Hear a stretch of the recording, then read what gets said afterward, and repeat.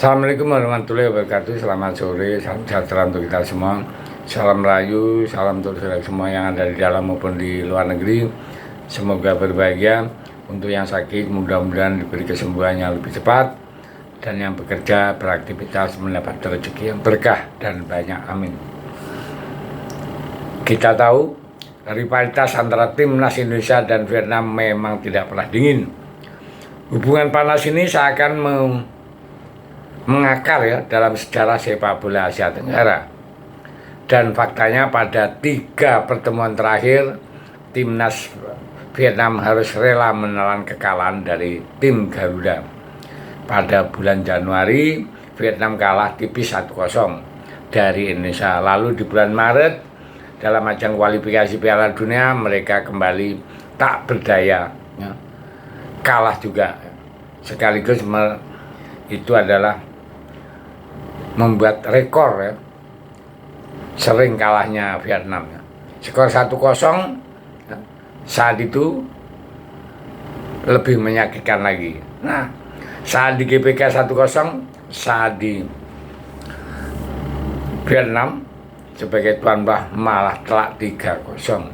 Nah, kekalahan berturut-turut ini seolah jadi luka besar bagi Vietnam dan membuat mereka benar-benar bertekad untuk membalas pertemuan kali ini. Tapi menariknya, reaksi fan Vietnam benar-benar bikin geleng-geleng kepala. Demi mendukung kemenangan timnya, salah satu kelompok fan Vietnam bahkan melakukan ritual khusus pada sebuah unggahan postingan dari pemainnya yang main ke-12 lah. Terlihat mereka membawa seorang dukun ke lapangan. Tidak tanggung-tanggung ada sesajen berupa jeruk di atas drum dan doa-doa yang dipanjatkan untuk kemenangan tim mereka. Serius banget sih, sampai segitu ya, menganggap timnas muda Indonesia itu mengkhawatirkan. Jadi di sisi lain laga malam tadi sebenarnya berjalan ketat. Rotasi yang dilakukan oleh Sintayong cukup berhasil dalam menghadang serangan-serangan dari Vietnam ya. Timnas Indonesia tampil cukup solid meskipun akhirnya kalah ya.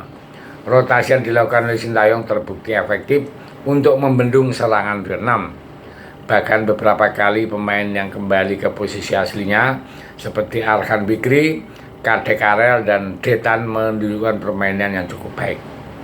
Bahkan terdapat beberapa pemain Vietnam yang sempat frustasi karena tidak bisa membobol gawang timnas Indonesia. Tapi sayangnya di menit ke-77 saat kelengan kecil di lini belakang berhasil dimanfaatkan oleh Hwang Hee dengan tendangan kencang yang membobol gawang Supriyadi ya.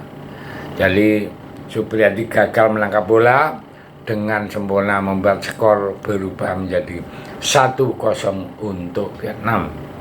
Dan inilah yang paling mencuri perhatian reaksi fan Vietnam. Hanya dengan 1 gol mereka merayakan seperti baru saja memenangkan Piala Dunia. Salah satu momen yang cukup ekstrim adalah ketika mereka mengibarkan bendera raksasa Vietnam di tribun. Bahkan bendera itu sampai menutupi penonton lain di tribun tengah. 1 gol saja cukup dirayakan segembira-gembita itu. Ya, memang kasihan juga penonton karena dia kalah terus.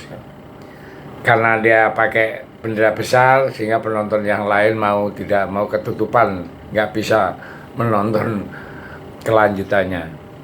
Jadi kekalahan timnas Indonesia atas Vietnam di ajang AFF kali ini benar-benar memancing beragam reaksi dari netizen. Ada yang tetap memberikan apresiasi atas kerja keras para pemain muda, tetapi tidak sedikit pula yang meluapkan kecewaan. Ferrari dan kawan-kawan dianggap belum mampu menunjukkan performa yang solid sejak awal. Bahkan salah satu komentar yang menyentil dengan sindiran dalam tanda petik mungkin harus menang kali ini ya.